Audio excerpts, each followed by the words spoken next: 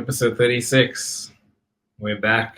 And this episode, I think the topic of this episode ties very well to what we did last week. But yeah, before we get into that, Gideon, this is my co-host Darian, and yeah, we're glad to Hey have you guys guys. back today.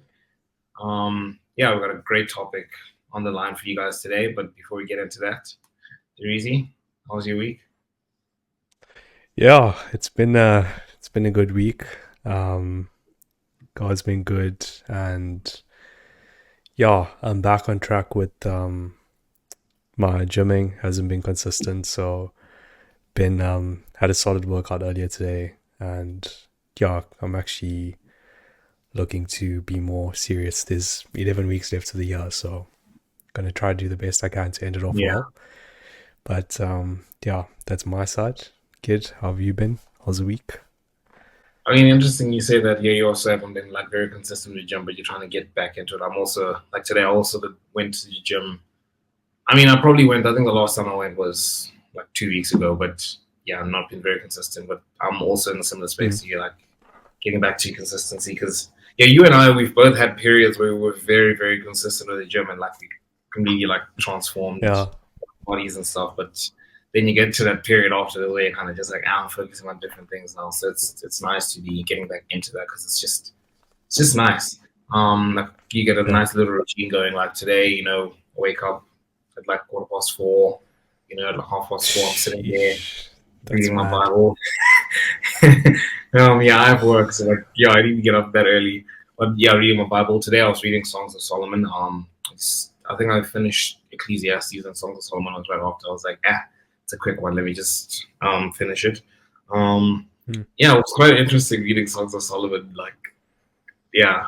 Um, but yeah, I do that, and then I go to the gym, and then can't get got back home at like 6. Prepare for work and stuff, and then drive. You get a nice little like routine going, and you like build a firm foundation. And also, even when I was driving back mm, from the gym, I had like an opportunity to just like talk to God, just like 5 minutes, which is always pretty nice. Um, but yeah, no, the week, the weekend was quite turbulent. We had Alpha Weekend on Saturday, and I think I'm gonna do this every episode. But for you guys that don't know what Alpha is, it's basically a course where if you're a curious non-believer, you can go ask questions about God, basically. So we had the Alpha Weekend. This weekend was from 8 to 4, so it was a long day. Um, but yeah, no, mm. it's been a decent weekend. But yeah, that was my week. And kick us off, Derizi. Sounds solid. Sounds like a good week. Yeah. So obviously, you guys can see the title, and it's very similar, as Gideon said, to last week's episode. We have a lot of friends, but finding a true friend or finding those few, and having an inner circle that actually influences you in a way that is um, away from a sinful life and from walking just like everyone else. Like the Bible teaches us to not conform to the world, but to conform to God. And so it's having those few kind of people. You're not gonna have a big friend group that's just gonna, lead you to God. It's always a small few people that are gonna get you there. Um, but yeah, I just wanted to start off with that verse and get if you wanna add, yeah. Yeah, no, of course. I think that's an important thing you touched on because obviously we know that as a generation we are very lonely, and I think this extends to more than just men, but men also like very lonely as well.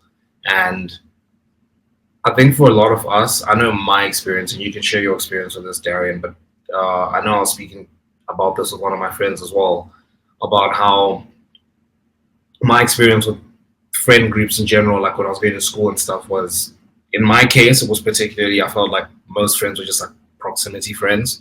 So, like, we're friends when we're at school or whatever it is, but then the moment we Mm, leave school, no one's messaging me, no one's like messaging, check up on me. I'm always having to like reach out all the time. Like, we're friends in school, but outside of school, we're not really friends. Like we're friends around the activity, or when we play indoor football, mm, people would come and like you have a good time and stuff. When you go home, and then it's like back to normal. And I just always felt this, yeah, the sense of like loneliness because I was just seeking, to have like true like connection. And I think it's very important for us to build that. Yes, it's good for us to have good like spaces where you can just go and chill like that. It is important for you to have a brotherhood as we're speaking about, but it's important to have a firm foundation, and your firm foundation is Christ, of course. But then, in terms of like human connections, it's important for you to have those very like intimate connections, right? You think about like the importance of sacraments such as marriage, right? That's having a companion for life, somebody you're going through life with. But then, in relation to friends, that also applies. You need to have, maybe one, two, three guys that you're like really close with, that you can share everything with, that you can walk through Mm. life with a lot of people. And I've felt in group settings, especially among guys, there's this there's just this feeling of like, oh no, we're just here to have a good time, like whatever problems you have, you leave them behind. And of course it makes sense, right? When you round up everyone together, you don't have time to be like depressed because like one or two people are having like a really bad time or whatever it is. Everyone just wants to have a good time amongst friends. But then Yeah. as people we have emotions, and we do struggle with things, and you need somebody you can like speak about that with. You need people you can walk through life with. And it's very important to not just go through life having these shallow friendships, but to actually have deep friendships that you can grow with. And I'll speak a lot more on like that aspect. But yeah, that's all I have to add for now. Oh, that's so true. And yeah, like there's something I looked at earlier, and it said that there's two types of friends. There's one that is friends for you because you have something to offer, which is either materialistic or you're popular and they want to be associated with you, or there's a friend that actually wants to be friends with you because they just have genuine love and friendship towards you. And that is like how it is, right? Exactly what you're saying about high school. Like I can mention so many friendships where that was the case, right? Like materialistic or popularity. And they always end up, not lasting. Like always, every single time. And you saying that like reminded me of that quote where people always say like, here for a good time, not a long time. Yeah. You heard that a lot, right? Which is Yeah. true. Okay. You're not here for a long time, but that doesn't mean that you have to live your life recklessly or not follow God's will. It's like you're not going to be here. Life is short. You don't know what's going to happen tomorrow, but that gives you more motivation to get with people that are actually going to further your walk with God. Like that's how it should be. It's like you're here for a good time. You're here to have a good time, and you're also not here for a long time. But you need to start living your life appropriately with the right people, so that you can use the most of your time that you have here on earth. Like I always say, if you're not dead, God's not done with you, and He's still waiting. Okay, 2 Peter 3 verse 9, it says that Jesus is waiting for people to repent. He's slow to His promises because He's waiting for people to come to Him. And He could be using you. Okay, maybe you're in a situation where you're Christian and you're following God, but the people around you aren't, and they're dragging you back. Okay, they're kind of dragging you back, and they're not. That's what it is. Okay, it's like a limiter. When you have people that aren't on the same page as you, okay, the Bible also says be equally yoked. And I know that refers to relationships. I know that refers to finding a girlfriend or boyfriend that's in line with your beliefs with Jesus, not just a Christian, but someone who actually has the same level of understanding of God as you. Okay, it's not just finding a Christian friend, but it's someone who has values that are aligned with your values as well, and they have a good knowledge of Christ. Okay, that's very important. And so I think it's so important. And a quote that I heard like many years ago that you reminded me of is that sometimes you're not friends with the people, but you guys are friends with the same drug. And Yeah. that's a big one. Okay, like you don't even, exactly what Gideon's saying, like you play soccer with them, and then afterwards like, okay, we're not even friends. This is all we're friends for. Like, it's, if there wasn't a ball here, we wouldn't be friends. Like, that's how it is. Yeah. And it's sad, but I mean, that's what life's about. Like, it's life is all about filtering through and finding that small tiny group of friends. That's all it's going to be. Those are your true friends. You can't be friends with everyone. And we spoke about this in the last podcast, where God's called us to be loving. He's called us to be joyful, and we're supposed to share the word of God, and we're supposed to be disciples of Christ. Yes, that is true. However, you can't please everyone. Okay, like, you weren't called to please everyone. That's what the Bible says, that, right? People are going to hate you for what you believe in. Okay, the world hated Jesus before they hated us, right? The world Yeah. hates Christianity. Okay, the world's gonna hate Christianity. The world's gonna judge you for your beliefs. I mean, I remember when I started my journey this year of following God and really surrendering my life to Him and starting this podcast 36 weeks ago.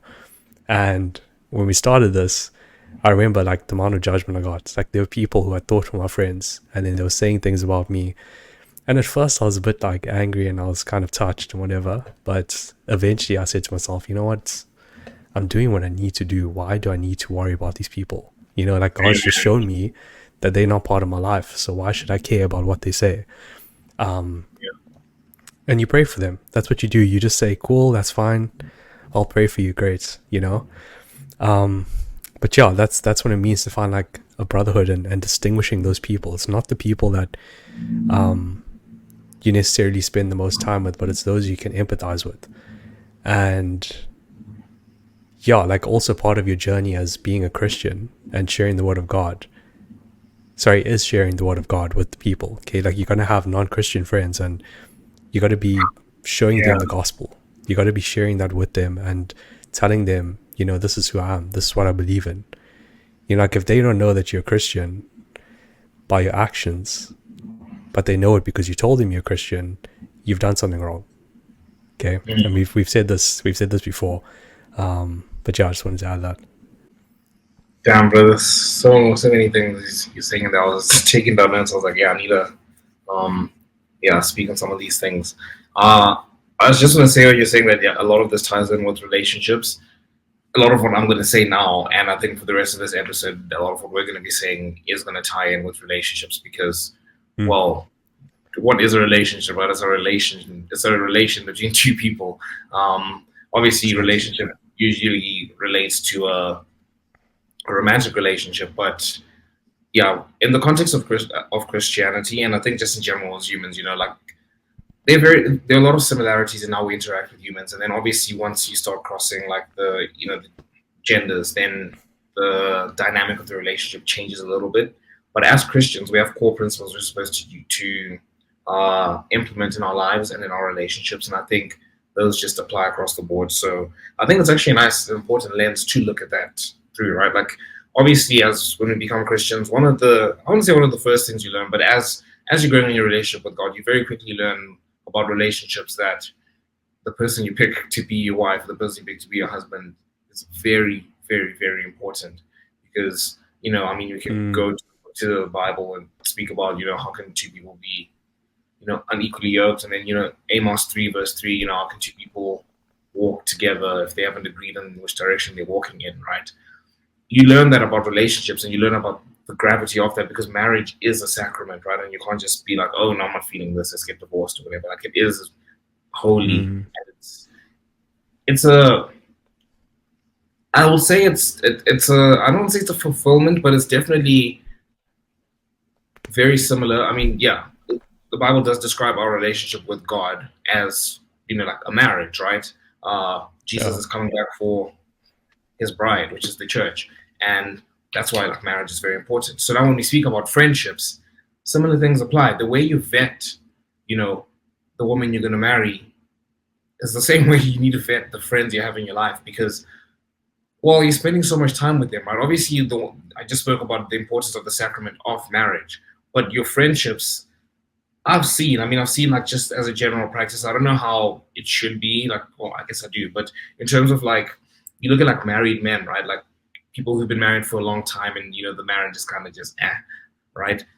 Mm, They're still more likely, even if you are like really happy in your relationship with your wife, like they're still more likely to listen to their friends, to their boys, than they are to listen to their wife, which I don't know. I think as Christians, definitely yeah. like your definitely like your wife should be somebody that should be your number one, right? That should be somebody you're able to go to with anything, like Mm, almost anything. But then there's just certain perspectives she can't give you that your friend would give you. But um, I wanted to speak about you spoke about like sharing the gospel, right? So I think in terms of like friendships, there's different types of friendships you can have, and I think it's important for you to distinguish that, right? And when you spoke about sharing the gospel, I was just kind of thinking of like those guys who want to like save the damsel in distress, the ones who want to be like, I can fix her, that kind of thing, right? It's like I'll convert her. What's the thing called? It's like flirt to convert. Like Yeah. Not a good idea. Not a good idea. Yeah. But in terms of friendships, you can have there are layers like that, right? And I think you kind of see that theme going forward in this video, right? Like you and I, Darian, you were just speaking before this about how this episode we're recording like applies very well to you because of kind of what you're going through with the situation that happened yesterday. But like we all have needs that we need, right? So like in just the case of friendships, you need to have your close brothers. Like you really need to have one, two, or three like really close brothers you're able to share anything with, right? Then you need to have a wider community, right? A wider community where you guys can just go and just hang out, meet new people, kind of just joke around, whatever it is, right? Get different perspectives. Then there's a third layer, I would say, and that is going out there and sharing the gospel, right? Like actually, not like the platonic version of flirt to convert, right? Like go be friends with somebody who is, once you're strong, it's important that you're strong in your faith because Paul does say this about, going out there and discipling people, or going out there and like trying to convert people like in the world. Like you need to be strong in your faith, right? You need to be strong in yourself before you go out there and try and convert other people. Otherwise, your faith will be rocked and you could, deconstruct your faith, let's say, right? And to use a simple analogy, right? You can't pour into other people's cups if your cup isn't full itself, right? So it's important to have that. So I think that's where the close relationships you have. So like what you and I have here, Darren, it's like we pour into each other's cups, right? And then once we feel like in that aspect, we've got that sorted. Then when our cup is overflowing, we're able to go out there and pour into other friendships, the more like shallow friendships, like you'd see it like the bigger places. Then if you're able to, it's a good thing to go out there and just try to get to know some people who are maybe questioning their faith. Maybe you meet someone at work, or I've met someone at work who's like, he's not hostile towards Christians at all. Because I remember I was sitting with Tian, my friend that got married like 3 weeks ago, at work. We had at this work function, and we were kind of just speaking. We're speaking Christian stuff, and this guy is also here, and he was like, "Oh, I kind of like how, I like basically saying he likes the Christian ethic." Right? And he was like saying, Christians are good people and stuff. And I was like, that's very interesting to hear, in a world where everyone is so hostile towards Christians, to hear you like not be hostile, but also actually have a positive view of Christians was like quite interesting. So, I kind of had a deep chat with him, asking him, what he thinks of Christianity, what happened and what happened in his life and whatever. And we're kind of building that friendship. And it's one of those where it's like, just be a presence for them, like actually go and be like friends with them. But again, he's not like my best friend that I'm going to with everything. He's someone I'm going to like share things, right? To kind of see where he's at, and hopefully one day, keep inviting him to church or whatever it is. Maybe one day he'll come. But like, it's important to have those kinds of. But yeah, it's important to have your priorities in order. Then the other part you spoke about was like genuine friendship. You spoke about that quite early on.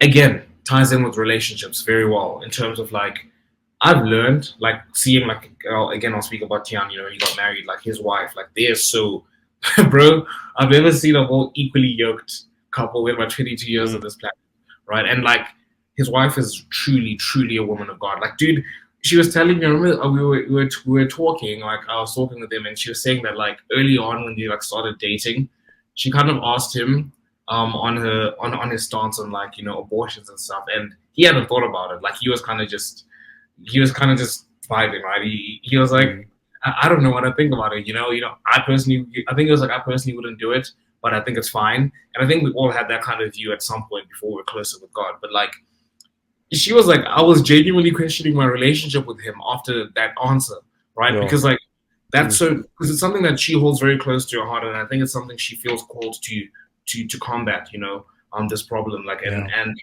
for her, it's like, damn, like it really switches the landscape in terms of like the relationship that you're having. Because I was actually just speaking about this with a friend now. You have this world where people are like toxic, and you have people wondering, about is she in love with her male best friend, or there's this drama going on in a relationship. But like you look at a relationship like that, there's not that drama. Like that's stupid drama to be having, right? Like you're going to be focused, because in life you're going to go through problems, like like they got married. Now it was a difficult thing to like set up the wedding, and then now they are married. It's like, how are we going to handle our finances? You want to go traveling, you want to go do this. When you're starting your own family, or when you're dealing with like sickness or some family trouble, right? Those are real problems. you don't want to be dealing with stupid worldly problems, right? And I think that really changed my perspective and my standard in terms of like, obviously there's we've spoken about this and we will speak about this when we make another relationship series in Feb. But like there's the attraction side and then there's the side of like, is she a woman of God? And for me, seeing their relationship, I'm like, damn. Because it's like they've got like they are both like deep, very attractive people, but also the most like important thing I see about their relationship is they're so equally yoked, bro. Like it's incredible. And I think that kind of relationship is obviously something you should be aiming for. And your standard for being equally yoked should be this high. And I think the same thing applies to male friendships, right? Like you don't want to be like Darian. You can testify to this, and I'm sure you'll speak about it just now about what you went through last night. Going with hang out with friends who aren't walking with God, right? How it makes you feel and that sort of thing. But like our friendship here, we're equally yoked. We're walking this journey together. We get to share things and like literally on Friday, or Thursday, I was sharing with you like the problems I was going through. We were having chats today via voice notes and stuff. It's just really important to have equally yoked friendships, and I just urge everyone watching this to just have. Well, first of all, you should have that standard for like your marriage, like your wife that you're going to be looking for. That standard for how godly she is should be sky high, and then have the same standard for friendships. I think it's very important for us to have that. But yeah. Yo, a lot of crazy facts there, bro. Spinning bars. Thanks, bro. Really good, really good.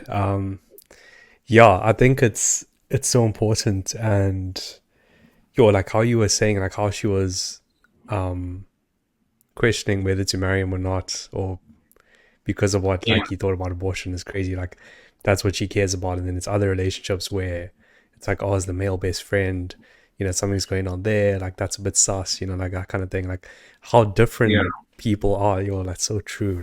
Yes, it's very, very good. And yeah, exactly, like that's when God's at the center of a relationship. You can see it. It's not something you're blind to. Even if you're not a Christian, you can see it.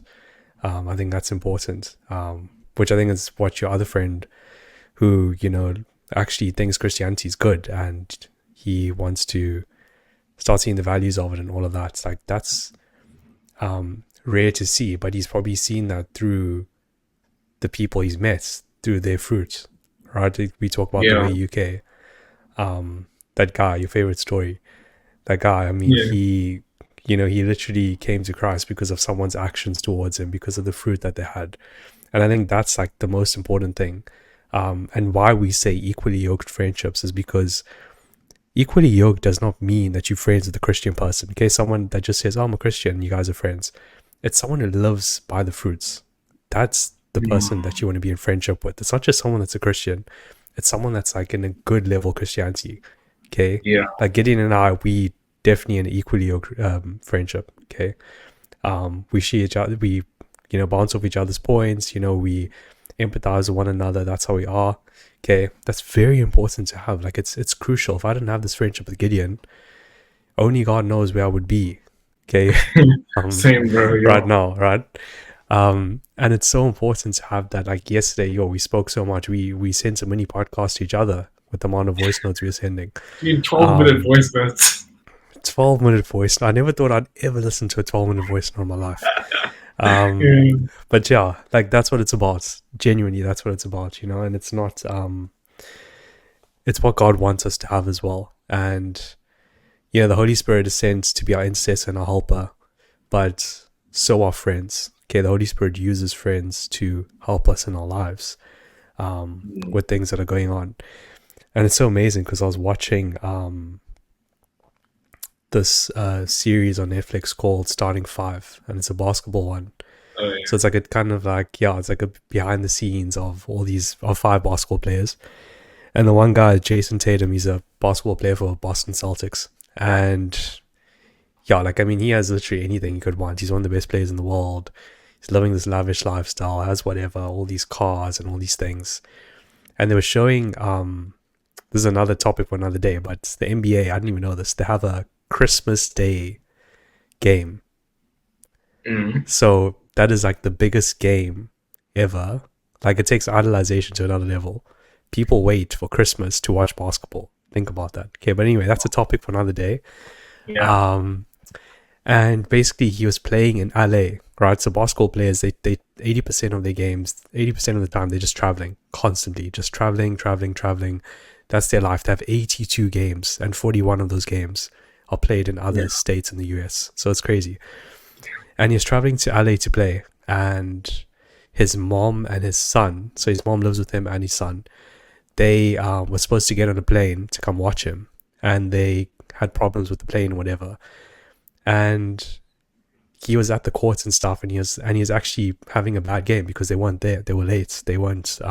He kept watching their seats, and they weren't there, and it was affecting his game. He kept missing the basket like constantly, and he said Yeah. like, and he said something so significant. He said like, I get the opportunity to play the best game in the world.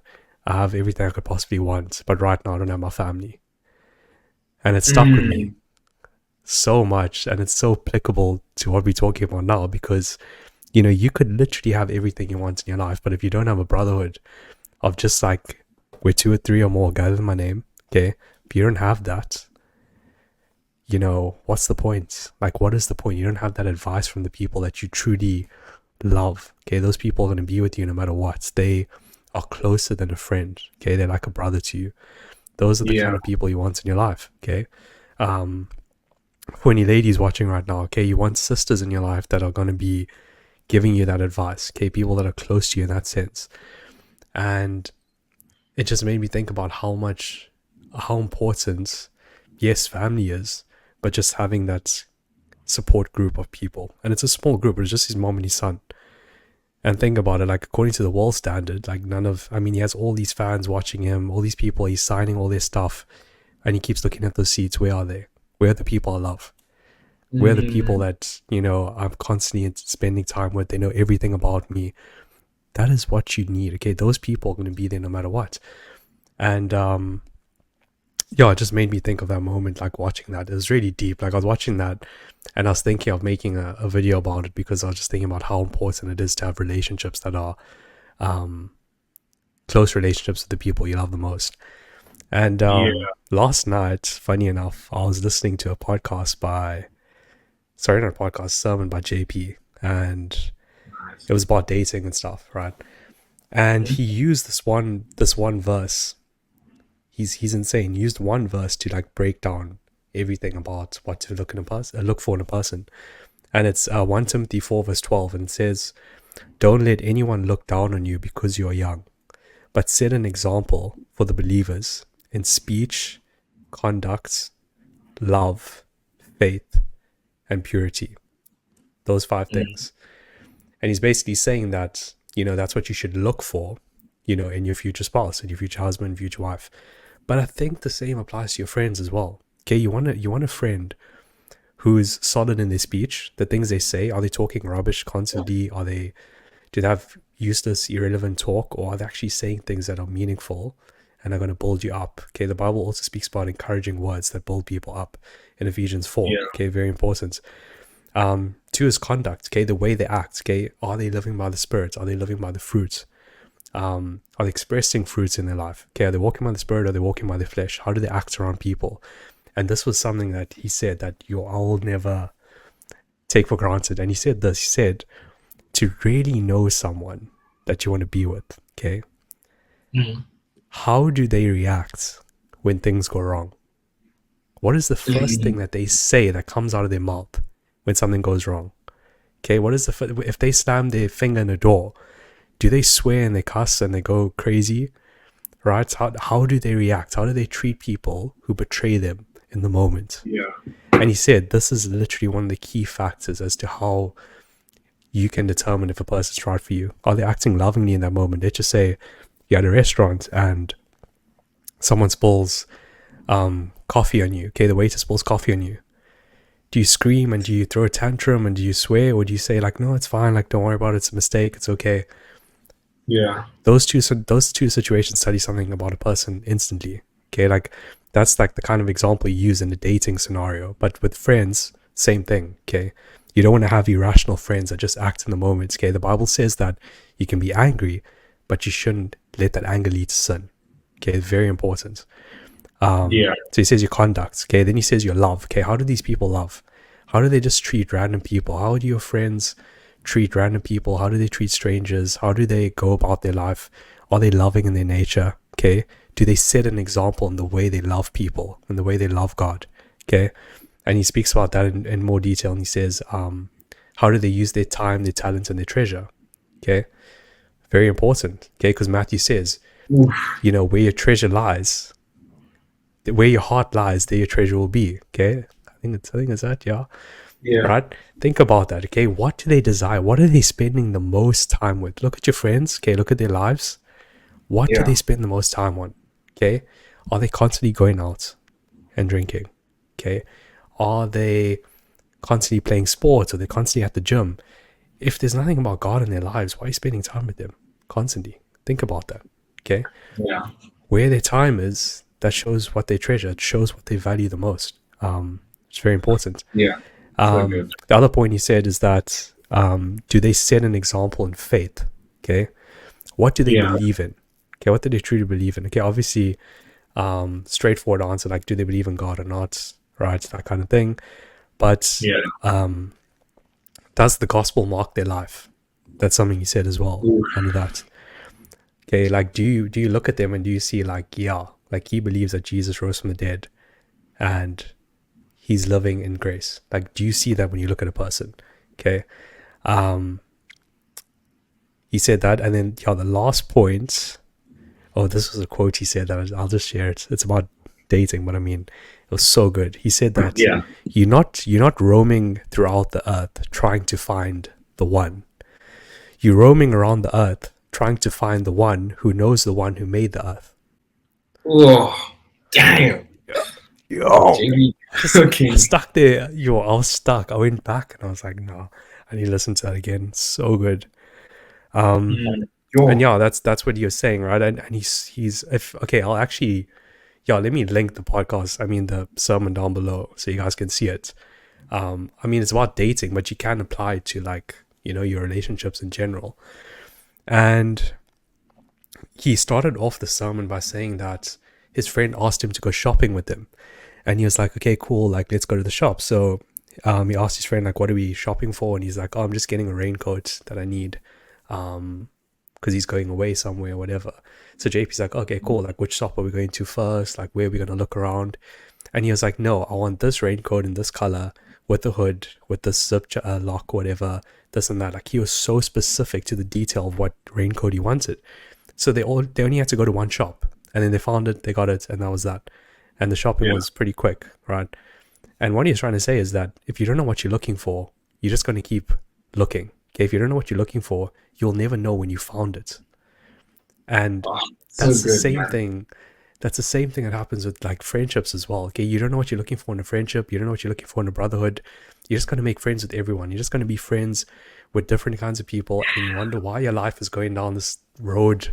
Okay, and yeah, like when you use that analogy, I was just like, wow, like I was just stuck. Okay, and the thing is, like and he's saying like how, just a crazy fact here, but for the first time in history, the average American, obviously it's the churches in America, okay, the average American now spends more years single than married. Huh? That's crazy. That's More years single than married. That's wild. Which is crazy. It's sad. That's what the world's come to, right? And that's not by choice. That's just how the world is. That's just how people become. Okay, obviously the increase in lust and sexual morality and all these things, divorce rates are at an all-time high as well. Okay, it keeps getting higher, I think, the divorce rates, which is really sad. Most marriages end in divorce. That's a hard one I've always looked at.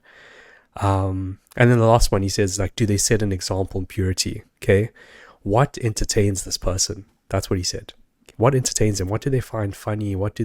Is it crude humor? Okay, is it things that like are, things you shouldn't be listening to, that's sinful? Okay, like jokes and stuff like that. I mean, I know I used to be like this, right? I used to watch certain guys who would make crude jokes and stuff like that, and I'd find that funny. Okay, I'd follow these people on TikTok, Instagram, whatever. But it actually affected the way I would think. It actually affected the way I would converse with my friends. Yeah. Right? So that's like really important to examine what you what you consume. Okay, Proverbs 4:23, it says guard your heart, which is very Yeah. important. Um, and then he goes on to obviously like this like sexual purity and stuff doesn't relate to this that much, but yeah, I just thought that like that was very applicable in that way. But yeah, so I just wanted to add there. It's a lot, sorry, but yeah. No, that's good. That's good. There's so much. Yo, what is the one you were saying about? Yeah, you don't want to find like you don't want to go around looking for the one. You want to find the one who knows the one who made the Who world or something made like the that. world? You don't want to go roaming around the world looking for the one. You want to go roaming around the world to find the one who knows the one who created the world. Damn. Nah, JP cooks, bro. Yo, there's so much stuff Crazy. you said there. I'm just gonna start off with the last thing you said about what do they find entertaining. Mm, And yeah, I think it's so interesting you speak about like the crude jokes and stuff because I was listening to. Oh, actually, this is such a nice exercise on like why it's important to have like good friends and stuff, because you kind mm, of just copy like what your friends do. So I was like hanging out with my one friend mm. yesterday, one of my closest friends, and I dropped my phone, and I don't know, I don't want to use this as an excuse or anything, but like, bro, I went to Northwood, bro, I went to a boys' high school, dude. Like, swearing Yes, was like every second word was a swear word. So you tied exactly. that in Very true. with like the secular music we used to listen to and just all of that. Swearing is just something you have to like get out, like you have to get rid of it, but it's just really difficult. So I Oof. dropped my phone, and then I didn't say the full word, but I like basically like sweared. I swore, basically. And then he's like, "Did you swear, Yeah. bro?" And then I was like, you swore the other time, right?" And then he was like, "No, but you said the F word." And I think the other time he said like the S word. And it was like, it was just something like that, something so simple. And now I was thinking, like, I don't swear, like, I don't intentionally swear, like, that's Mm, a moment of like, but that's a moment of it like slipping out because that's you can tell, like, I spent so many years, the swearing and everything. It's yeah. just difficult to like not. So it will slip out now and Mm, then. But like it slipped out then, and he called me out on it immediately. Like he called me out immediately on it, and then I kind of called him sure. out on what he said before because I remember when he did it before. I was like, "Did you swear, bro?" And Yeah. like I've been thinking about that. All of a sudden, I was like, yeah, I was just thinking about swearing in general, like how big of a deal it is. Like I don't, like, again, I don't swear intentionally. Like Yeah. I don't swear most of the time. Um, I don't swear in public actually in general. It was literally that one time. But like now I was thinking, is this something I should be taking way more seriously? And today I was watching a video by Mike Winger. I literally just searched Mike Winger swearing.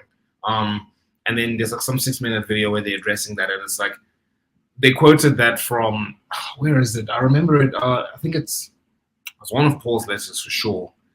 I think it's Timothy, but there's some verses where it speaks about not letting crude words come out of your mouth, and then there's also somewhere where Jesus Mm, said on Judgment Day you will be judged for every careless word that has come out of your mouth, like that sort of thing. So there is actually a yeah. high level of importance on the way you speak, and it's not just like as Christians. This is what Mike Winger and the person you speak into in the thing said, is that as Christians we're called to something a lot higher than just the standard is a lot higher than just not swearing. Right now, obviously, they were using the example of like people were like, oh, you said Don, so that's close to the other word that we can't actually say, so that's basically swearing. Or you said, oh Yeah. my gosh, so you might as well be saying God's name in vain. And it's like, no, okay, we're not taking that to that extreme. But as Christians, Yeah. we fall to a higher standard than just not swearing. It's Mm, about the words that come out of our mouth, right? And I remember that reading that verse sometime, but it speaks more than just about like the words that come out of your mouth, the jokes that you make. I think it's also there in Proverbs about not making like crude jokes. But I found it interesting that you did say that. But yeah, and then I wanted to speak about the other things. You were spitting so much facts, bro. That was so good. it's JP. It's Um, JP. yeah, no, JP is so sick. I like the analogy of like shopping for a coat. Like Mm, as you were saying that, um, I remember I was like, I've heard this before. I don't know if I heard it from you telling me about JP before or from listening to one of his sermons, but I remember hearing that. I remember hearing it from about was from JP.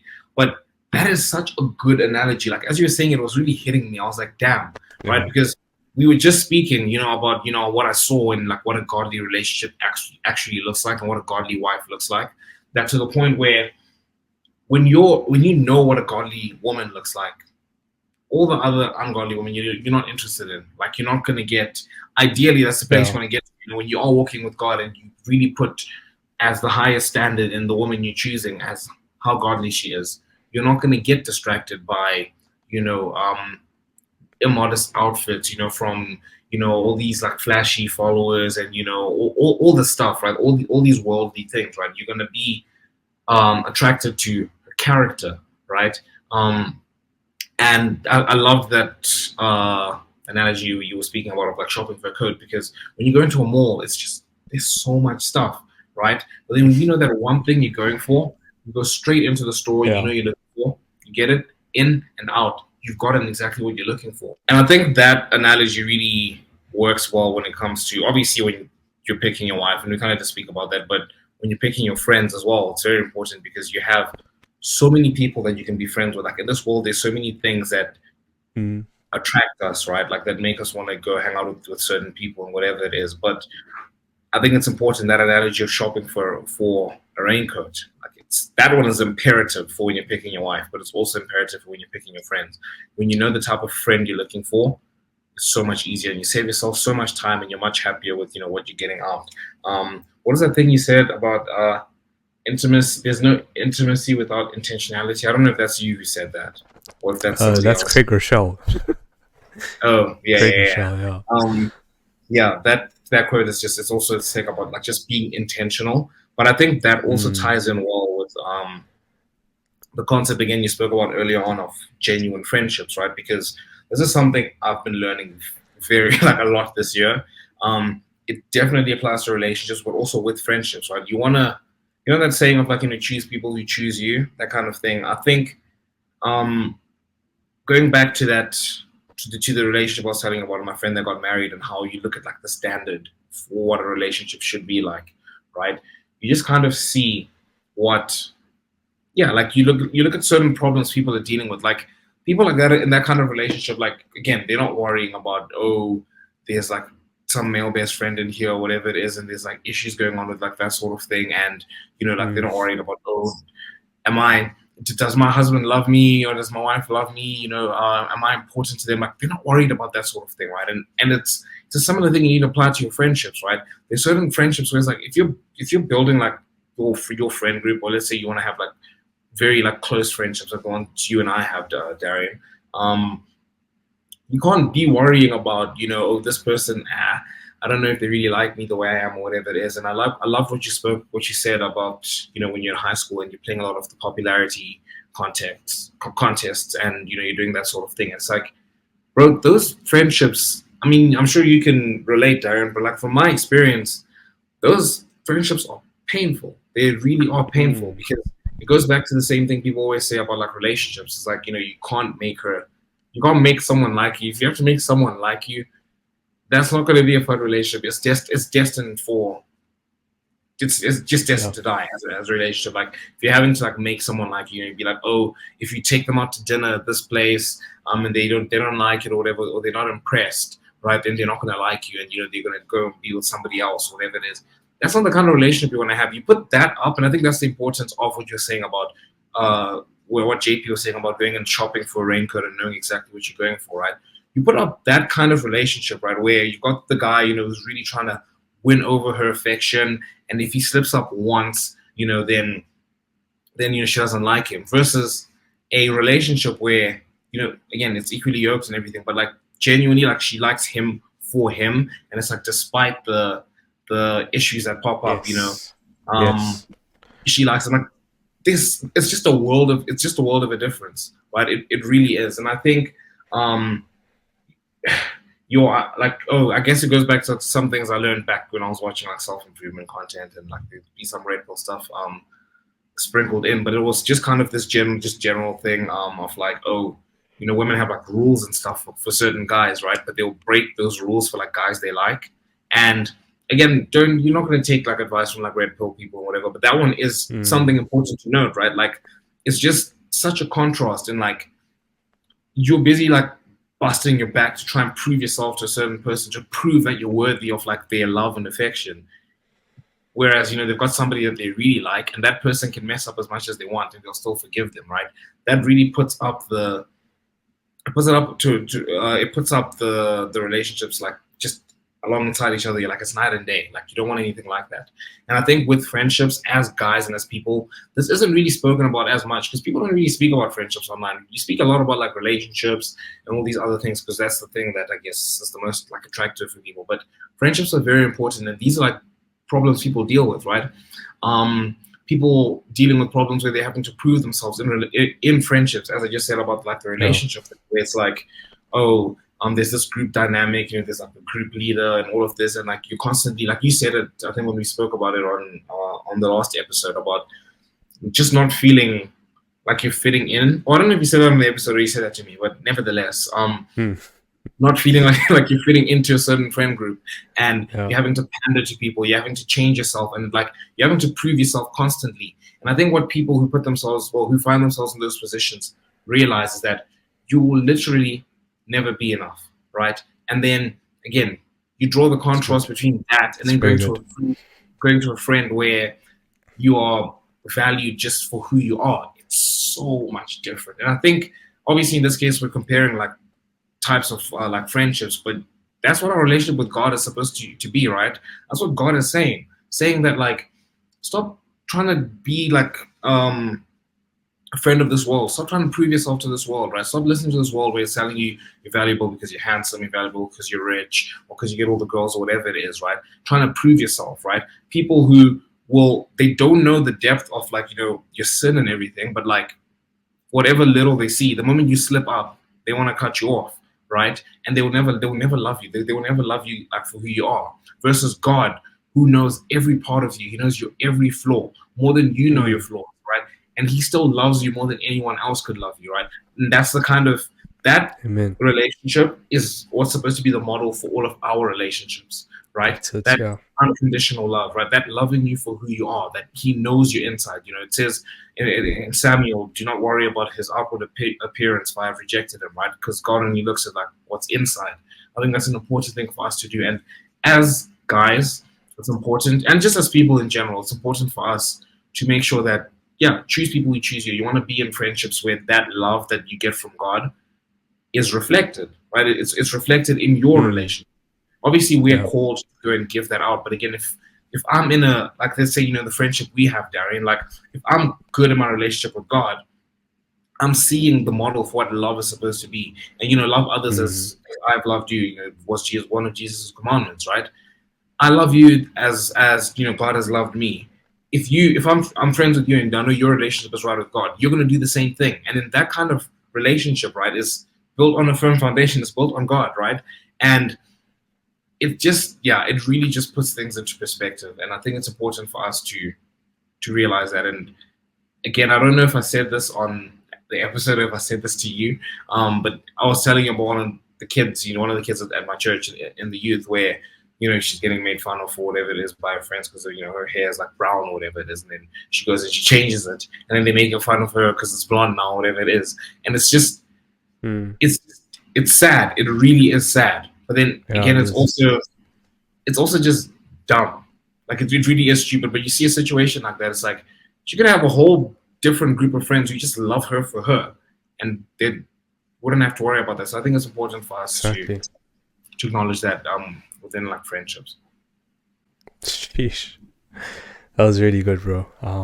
That's perfect. So true as well. And yeah, exactly. It's being in a. That's why it says like a friend that's closer than a brother. It's like being in a family, essentially. Mm. You say brotherhood because it's literally like your brother, just from another mother. You know. Um, but yeah, like that's literally what you're looking for. That's what you want. And yeah, like I can relate. Yeah, high school experiences, my word. Like friend groups there, all of that kind of stuff. I mean, you just kind of try to fit in, or you try to be this and that. And it's like God's never, He created you, and He created you in His image, and you're trying to, modify your image to be like them. That's what we try to do constantly, right? We try to change ourselves in order to be someone else when God's created us to be, beautiful and loved and cherished. That's what we. Yeah. That's the bottom line. Like that's the biggest difference. And yeah, like finding, like yeah, I'll talk about my experience the other day. Like I went out with some friends and we had dinner and stuff, and it was nice. Like I was just catching up with everyone, um, and yeah, it was a nice time, whatever. But the conversations are kind of just it's no substance. You know, like I Yeah. can't. And I had this conversation with someone actually recently, and we're talking, and they even said that there's certain friends that aren't Christians that she speaks to, and the way she deals with problems or gives advice is by quoting scripture or giving a biblical perspective on something.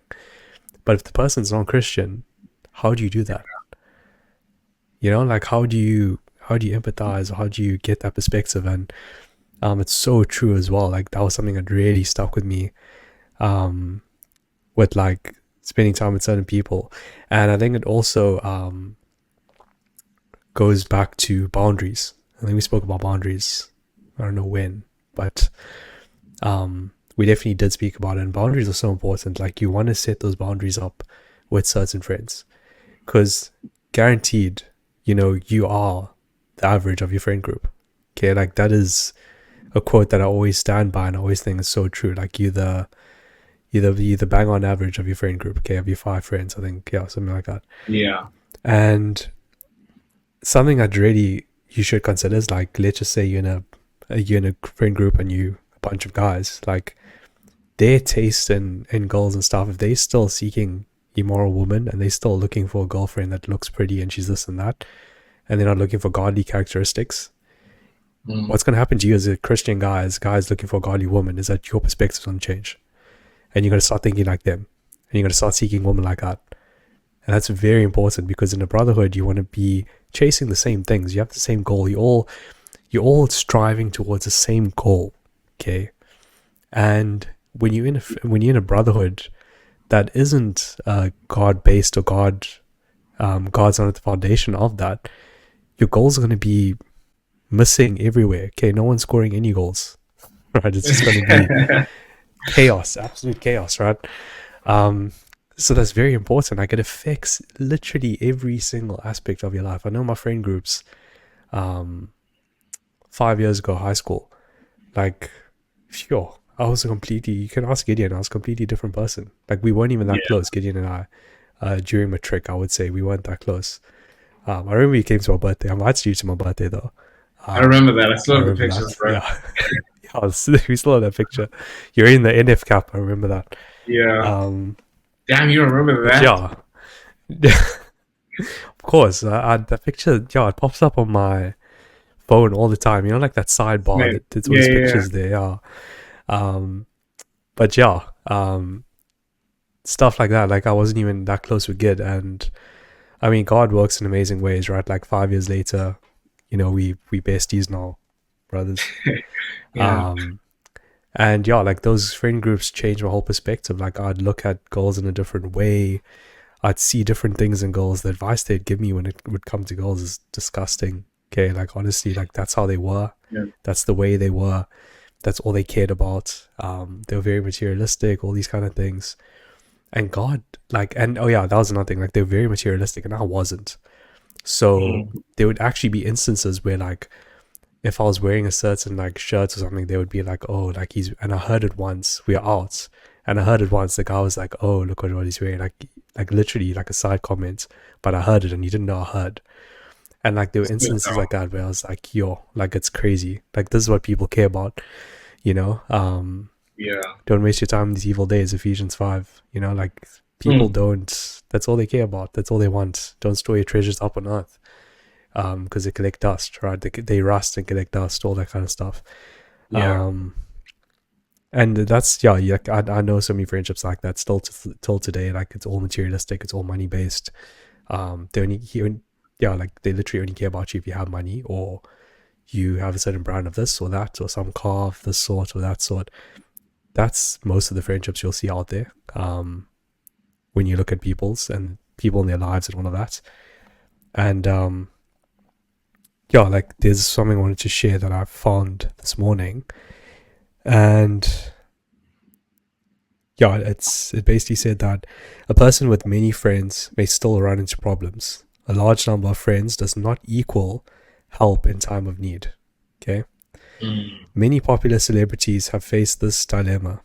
They can have thousands of fans, yet fame is a fickle, and the fans quickly disappear during difficult times. Think about that. Okay, like you look at the celebrities you idolize, the people that you look at. Gideon and I were talking about Jude Bellingham the other day. Okay, like the man Yeah, literally he has um girls all across the world going crazy about him. Okay, the most good best looking guy out there. Plays for Real Madrid, he's tall, he's over 6 foot, this, that, whatever. Right. And that's what people are chasing. Like they're chasing that, and it means nothing at the end of the day because God doesn't even care about any of those things. The only thing he loves about Jude is just the fact that he's made in his image. That's the only thing he loves about him. And amen. the problem with our friendships today is that we care about the wrong things. We care about the Yeah, wrong things. Care about what God cares about, and He cares about the heart. So when you seek the heart and the people you want to be around, you'll realize that that's all that really matters in life. It's like what is coming out of their hearts. Okay, it's not what comes into a man that defiles a man, but it's rather what comes out of a man, right? And that's something yeah, that you need to be very wary about. Okay, what are they saying? Exactly what I said earlier, right? Their speech. Okay, how do they set an example in their speech, in their conduct? Okay, like the things they say, the words they speak, are the conversations useless? Do they say dumb things? Okay, recently, I mean, I've had a friend for a long time, right? But he would just talk absolute nonsense, and I kind of just let it slide, and I was like, okay, cool, whatever.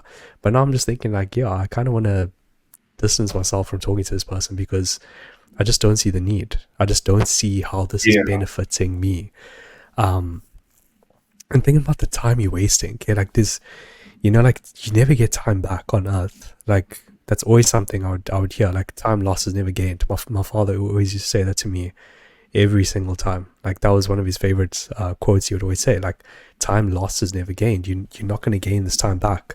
So if you keep spending it in these friend groups that aren't benefiting you, aren't adding value to your life, if you always feel as though there's something missing in your life, okay, and that's happened to so many people. Okay, that's happened to Dan Bilzerian. I've mentioned that. Okay, Dan Bilzerian, he's literally like a playboy, the modern day playboy. Something missing in his life. He doesn't know what it is, but it's missing. Okay, God, that's what it is. He doesn't know what it is though. King Solomon, okay, the wisest man in the Bible. What is missing in his life? God. Okay, he had everything he wanted, but God was missing. And we always don't consider that, but it's so true. Like the people you want to spend your time with are the people that are seeking after God's heart. Okay, David was a man after God's heart, and he's one of the best examples to live by. Yes, he made mistakes. Yes, he messed up, but so do we. Okay, and that's very important. I just thought I wanted to add that there.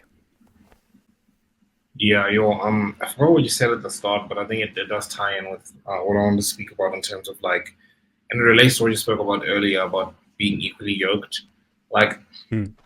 I know as Christians we always use that term equally yoked. But I don't think a lot of us know what it is. Like, I only found out like a month or so ago, like what a yoke is. Hmm. And I know it's not egg yolk, but it always sounded like egg yolk. I always just pictured that for whatever reason. I didn't know what it meant. But basically, a Hmm. yoke is like if you picture, you know, cattle or like oxen, that are like carrying a carriage or whatever it is, right? And they have like this long wooden barrier that's connecting their horns together. That's what being yoked is, right? So yoke is like it's a bond, a strong bond. Like your heads are literally tied together. That's what being yoked is. And I think that Hmm. really puts into perspective the importance of that being equally yoked. And I think in friendships, like again, Darian and I, we are yoked together. So that's why it's important to Facts. be yoked. Like we're filming podcasts together like this whole year. I still can't believe how long we've been doing this. But like Hmm. Crazy. the the conversations we have and just like we're literally going through life together. Like we're learning about like every step of our lives. We're taking it together, and like we're asking about for advice, sharing, Hmm. and that sort of thing. That's what being yoked is, and that's why it's very important. for you to be equally yoked. And I like what you said earlier on about, when you were hanging out with people that aren't in a relationship with God, the substance of the relation of the conversation is just not there. And it must be such a contrast when we're having this kind of conversation right now. Like these kinds of conversations, we have them basically on a weekly basis. And then you go and you sit and you're talking with people who you're just not connecting with. Their view of the world is just completely warped. And again, the discussions have just like no substance whatsoever. I think it just takes me back to what I was saying about how our relationship with God is the model for the relationships we should be having with people. And I think that's very important. I think that really puts things into perspective for a lot of people. Like you don't have to be in friendships like that, shallow friendships where you just go and you just joke around about drinking and clubbing and materialistic things and all of that stuff, but rather you're actually having like deep conversations that edify you, that give you something to think about, where you guys are learning things. Like, dude, the amount of things, like, just from this podcast, the amount of things I'm learning is just insane. And I think like we get to have these conversations every week in terms of like filming this podcast, but also I know like Darian is literally on like, oh, we don't use speed dial, but he's on my technical speed dial. Like anytime I want to talk to Darian, I can just talk to Darian. If I want to send him a 12-minute voice note, I know I'll send him one and he'll literally send me one back like within like an hour or something. Like it's that can't be that can't really be replicated. Like think about that, bro. Like this morning, like when I listened to I sent you the voice note last night before I went to sleep. And then I was listening to your voice note today in the gym, right? Like just something like that. And I'm like replying to you. You think about that, like you're in Durban, like you're literally in Durban. I was also just thinking about the how incredible like just technology is in terms of like we've gotten closer as friends when we were like 600 kilometers. When we were like 600 kilometers apart. But when we were together at Northwood, when we were living together in the same city, going to the same school. That's deep. And it's just a show of like, the way God works just can't be. It's just something incredible. But going back to what I was saying, like I can literally chat to you anytime I'm having like some kind of crisis, and I have like this this weekend, and you were sharing with me like what you were going through. But like I just pop you a message, or like literally when I shared with you, I didn't even have to like message you and be like, oh Darian, I'm struggling with this and that. You literally just asked me, you were like, oh, how was your day, bro? And normally, like with our experience as humans, like normally when someone asks you that, you kind of just like, oh, it's fine, it was fine, or yeah, I'm going through stuff, but it's fine. But like you sent me that, and I was like, I remember the message I sent you. It was last night. I wanted to bath and then go to sleep. I was like, damn, bro, that's a long story. I'm going to send you a voice note right now, and I'll pop you 12-minute voice note. But I think just going back to the topic of conversation, I think it's important for you to realize like the substance of conversations you're just having with friends that you're equally yoked with.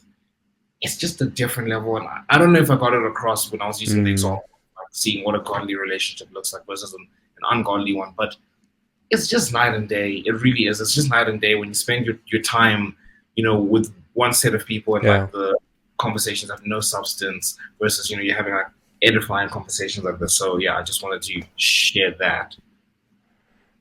Sure, that's so true.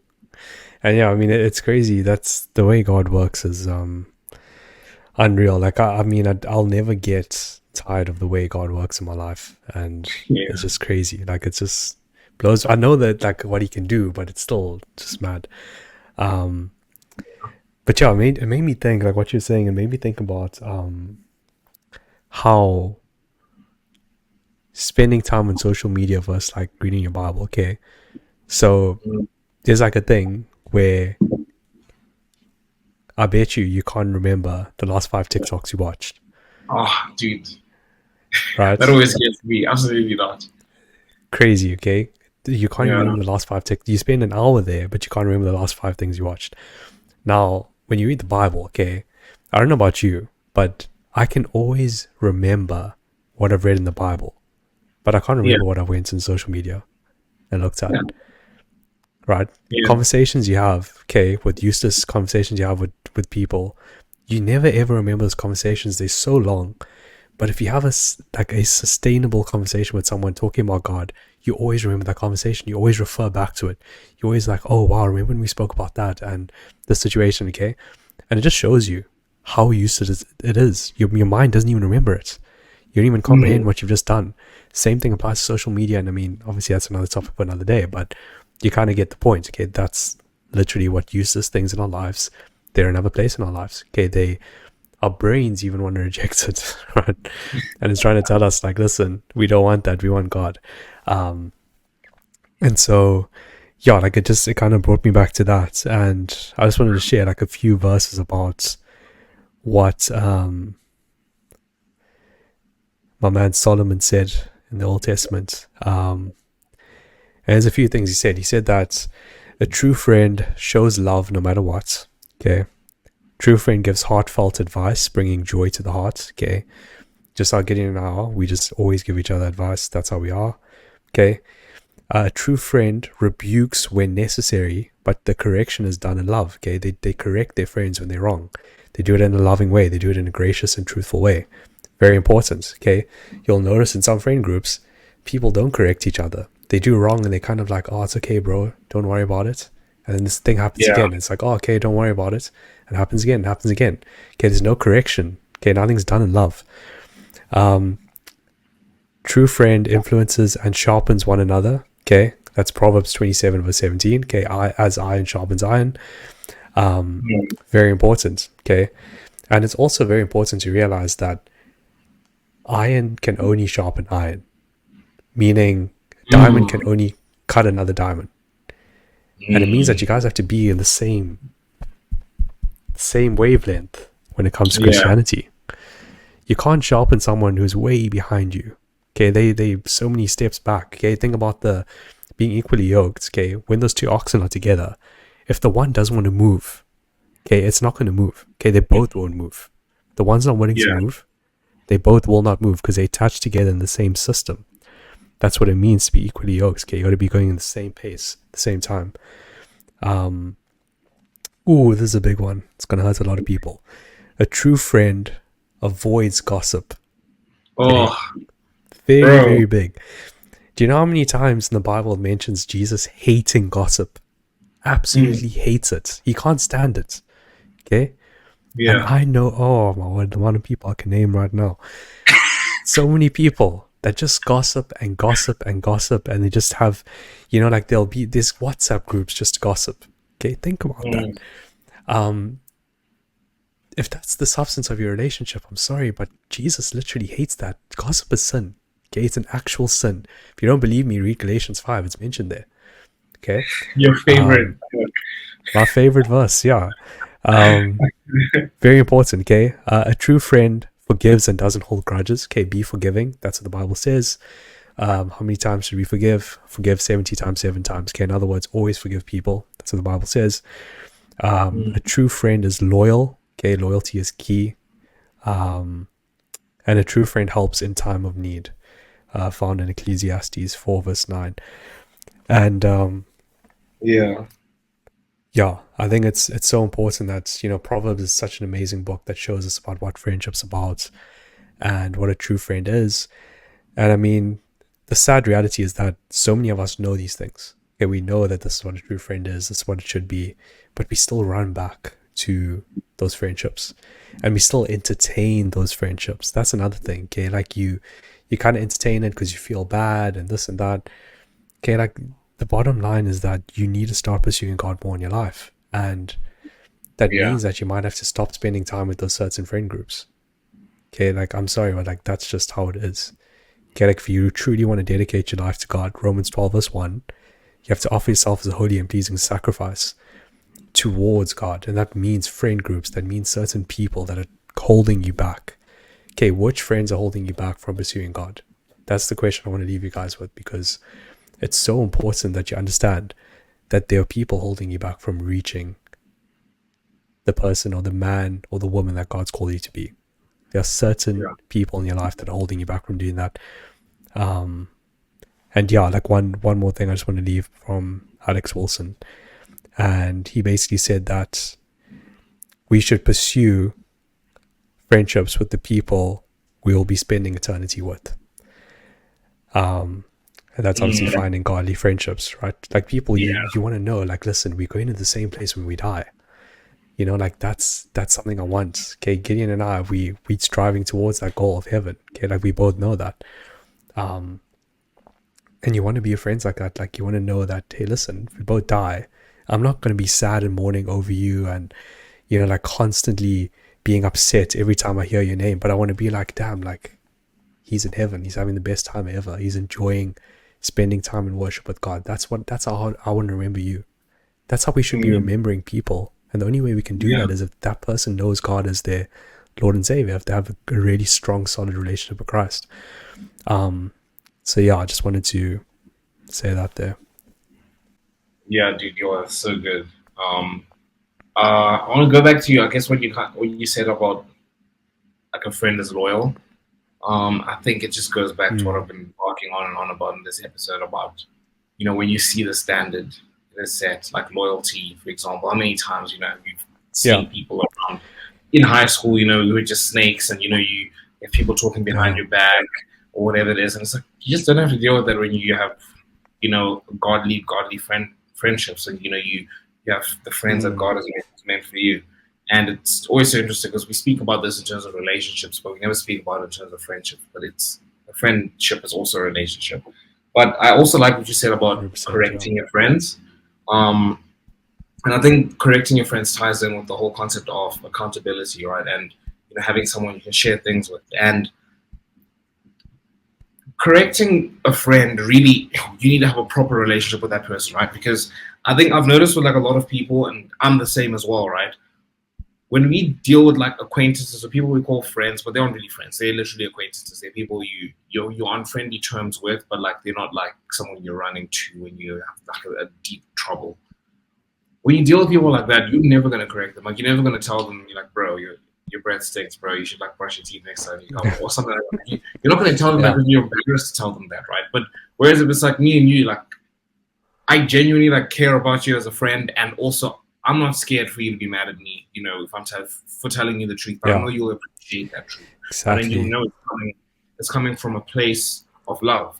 I think it's important for you to have a friendship that is that close. And I think I'd urge everyone who's watching this just to ask themselves, how many like relationships like that do you have where you can tell your friend something you're truly thinking? It can be like, this guy's about to make this decision, right? Like picture, okay, let's use a more straightforward example, or a more complex example. Sorry, let's say Darian is like, I don't know, he's kind of hanging out with friends again who are like in the worldly space, and say he's got, he's about to date this girl who's just, yeah, she's she's just a worldly girl, like that sort of thing. She's just not the girl for him.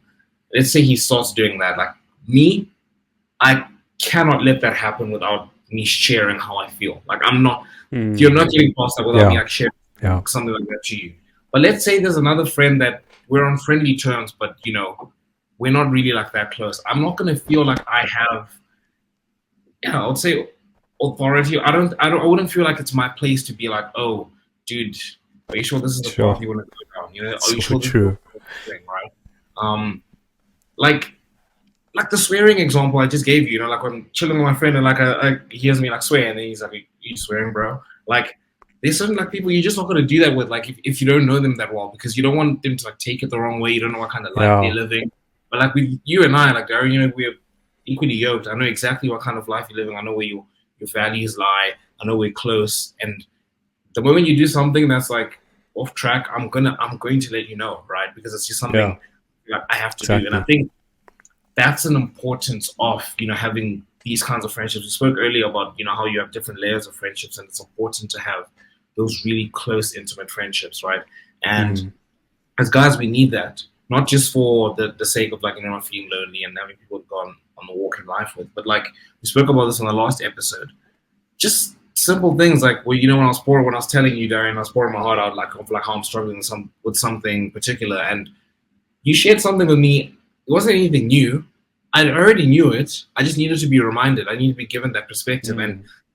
that's Yeah. what we were saying early on about how yes, you have the Bible, yes, you have your sermons to kind of explain what the Bible is saying, but you need your friends to help you apply it practically in your life. And you're also just more likely to listen to them as well because you know that they understand you and they understand the walk you're on. They're on the same walk with you and they can give you solid advice.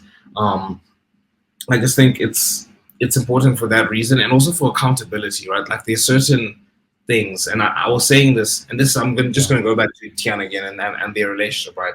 Because this was a time I finally understood really the importance of discipleship. Because at their church that they go to, it's called Every Nation, right? And in Pretoria, apparently there's like 8 Every Nations in there, and I was like, damn, that's quite a lot to have in like one city. But the way Every Nation works, it doesn't work like other churches where it's like it starts all small, then it grows, and then as it grows, they expand and they expand. They keep the church the same size, and once it reaches a certain size, they start another church, right? And the way they do their connect groups is it's in a similar way, right? The focus is on discipleship. The focus is on having a small connect group of like 3 or 4 people, right? And the idea behind having that kind of connect group is that you can share. Like when I chat with you, Darian, similar to what I was saying about how I'm not afraid to offend you, so I'm gonna if I think what you're doing Yeah. is wrong, right? Similarly, I'm not afraid to share with you, like my deepest or darkest troubles, right? It's very easy for me to share that with you. And I was saying this to him because he was explaining to me how they set up their connect groups. I was like, that's pretty sick because um, a lot of guys, even like married guys, right? And like you'd use the classic example of like porn, right? Where if there's a husband who's struggling with porn, he's not going to want to share that with his wife because it's kind of embarrassing, right? Like most of the time, Yeah. right? He was saying that him and Kyla, they actually have a relationship where it's like they could share that kind of thing, right? Like that's something you can share. Um, and like that's a relationship you want. But apart from that, there are a lot of guys who you're not going to want to share that with your wife because it's embarrassing. You don't want to make her feel bad and that sort of thing. But like in that case, you still need somebody to be accountable to, and Yeah. that's where your male friendships come in. There's just certain things you might not want to share with your wife, and that's where the friendships are very important to have. And it reminds me of something that Matt Chandler said, where he was speaking to the congregation, but I remember in that particular moment, he was like, men, particularly, he was like, being 99% known is the same as being completely unknown. And Mm. for me, that was insane because we all have, going back to the example I was giving about having acquaintances and stuff. Um, there's just parts you just hide because when you're dealing with like a group of people and people that you aren't really that close with, you put on Yeah. a persona, right? You kind of just when you're just there for vibes, you want things to be cool. You want to like put on a mask so you don't look like you're going through stuff, and you're not gonna there's just certain things you're not gonna share. But the sad thing is that even within our friendships, right, we have those friendships where we have that 1% we hold back, right? Like how many people you're having you're close friends with, right? But you're never gonna share with them the addiction you're having because you're really embarrassed about that. Like, okay, yeah, Yeah. you'll share with them, when maybe your girlfriend breaks up with you or you're having trouble, I don't know, at work or something, or you're having trouble in the friend group. It's like that's a trouble that I know you'd understand. I can share that with you. That's easy to share. But what about that deep, dark secret you're hiding? Like you're so embarrassed about it, you think you can't even share it with God, which again, God Mm. knows everything. He can see you doing it. Like he knows everything. But like what about that one thing you're withholding, right? It's important to have 1 or 2 or 3 brothers that you really like share that with, because when you share that with them, they're able to give you a perspective again that's different from yours, and there's probably a good chance they've struggled with the same thing, or they might be struggling with the same thing. You guys can Yeah. hold each other Exactly. accountable. But I think that's the importance of accountability and just making sure you're not withholding that 1%. But yeah, Sure. That's so true. Very, very true. Yeah, what you're saying about just like sharing those things as well, like that's why brotherhood's so important. I think it's the accountability aspect, which is what we all need. And I think a lot of guys don't have that. They don't have accountability. So they kind of just do what they want, and like they want to always hear advice. They want the advice they want to hear. They don't want the advice they need in most cases. So they go to yeah, those guys who are going to encourage them and say, "Oh no, you're doing good, bro. It's all good, whatever." But they know they're doing bad, and they kind of just like know that person's going to support them no matter what. But there's no correction there. There's no accountability there. And it's so true about like the people you're not close to. Like you're not going to correct them because you're not close to them. And I feel yeah, like I've been in so many situations like that. Like, yo, it's so true. You kind of just take a step back and it's like, yeah, I'm not actually friends with you.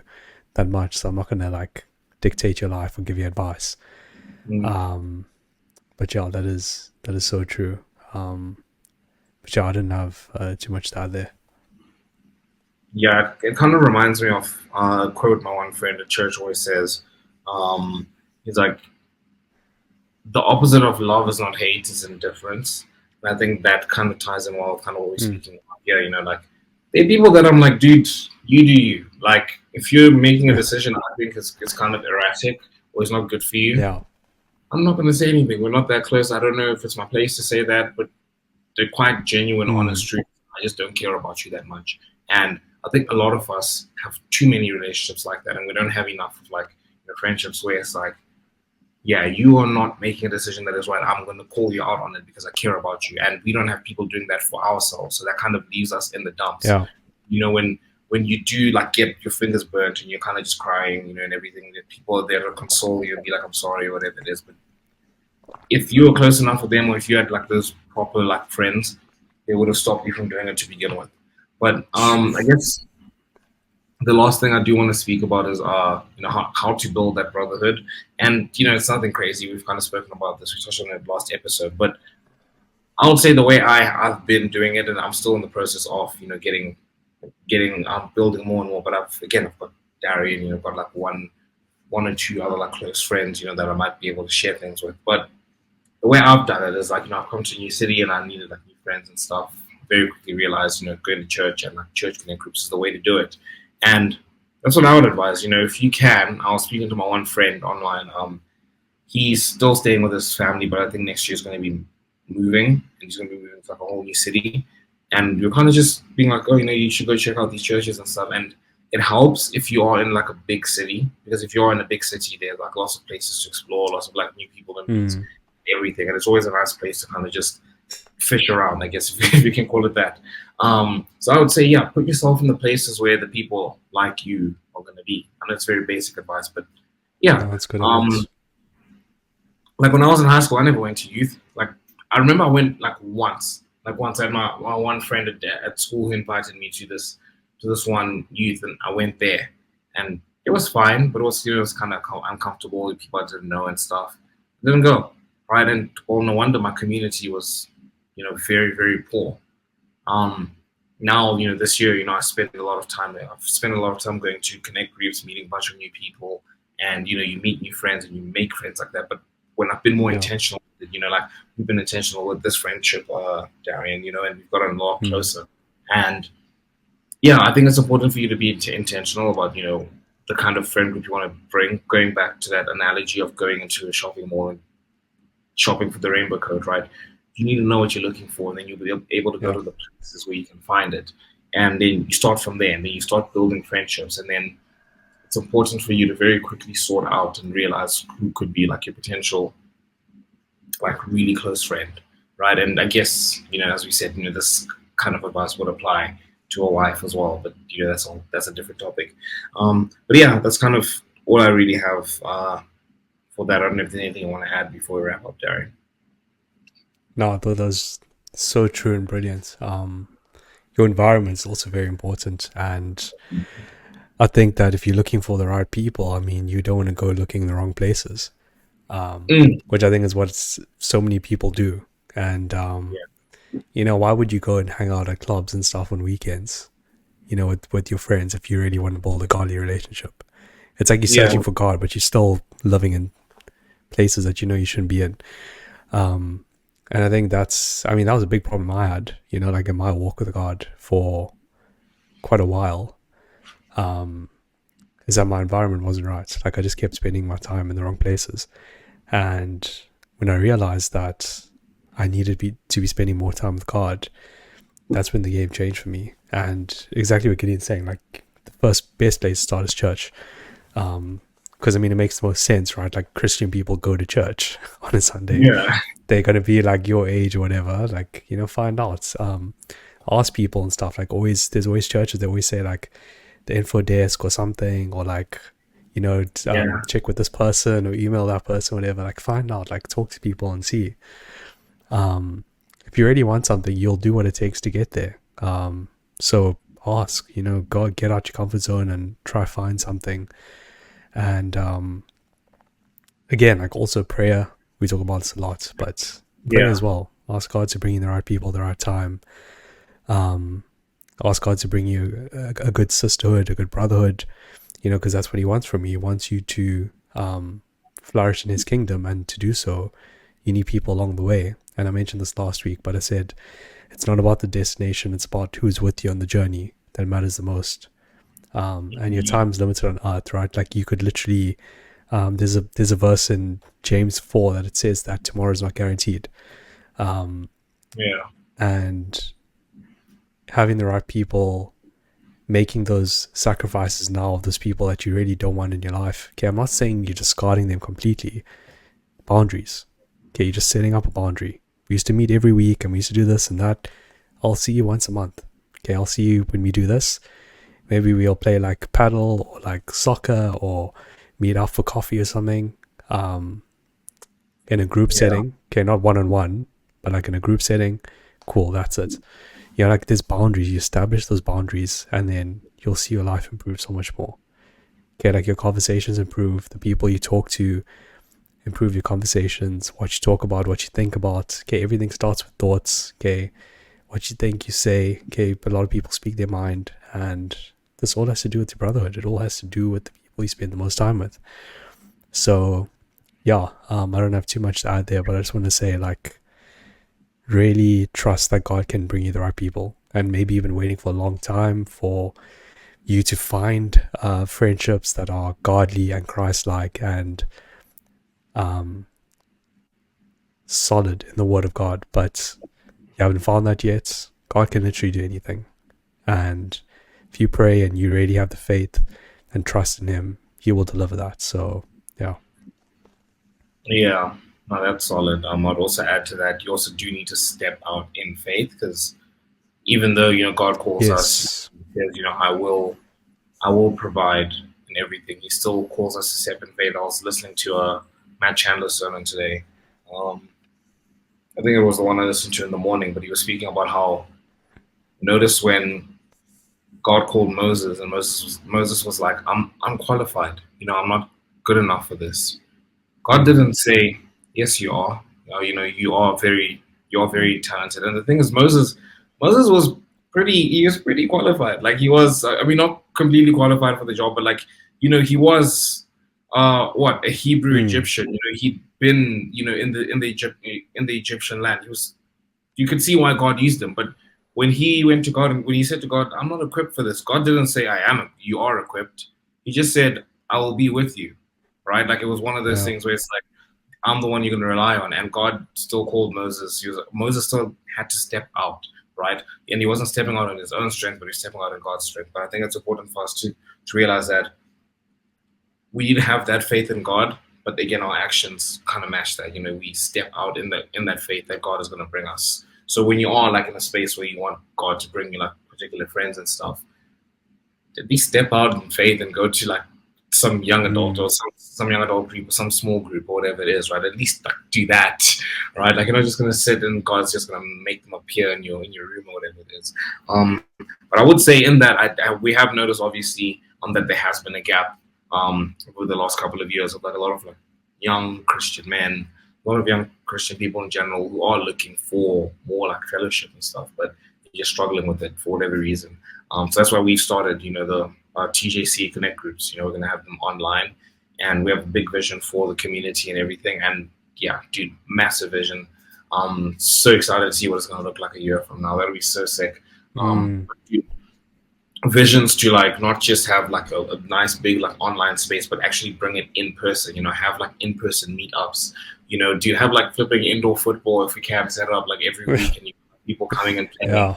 Um, so many things like yeah. So that's what we're planning on doing. But I think for now, all we have to offer is is the online group. But yeah, if you are interested in that, join. The link is in the description.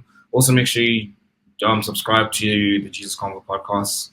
Like, dude, if you've been watching, if you watched this far, like, yeah, we appreciate you. But Yeah. yeah, I don't know anything else you want to add, Darian, or you want to wrap up? No, just, oh yeah, just one more thing. Just like, what you're saying about faith, and I think it's just that God, there's a reason why God gives us free will, and that's that we use our free will to be faithful to Him, because Mm, then there wouldn't be a point in free will. So I think that's really important that we use our free will wisely in picking the right people. Because I mean, we can pray all we want for the right friends, but if we're not stepping out of faith, like Gideon says, and using our free will, then it's kind of like pointless in a sense. But yeah, thank you guys so much for watching. Hope you're blessed by this. I hope that you guys take a step in faith, in finding a brotherhood, finding a sisterhood. And yeah, we'll see you next week for the next episode. Cheers, guys.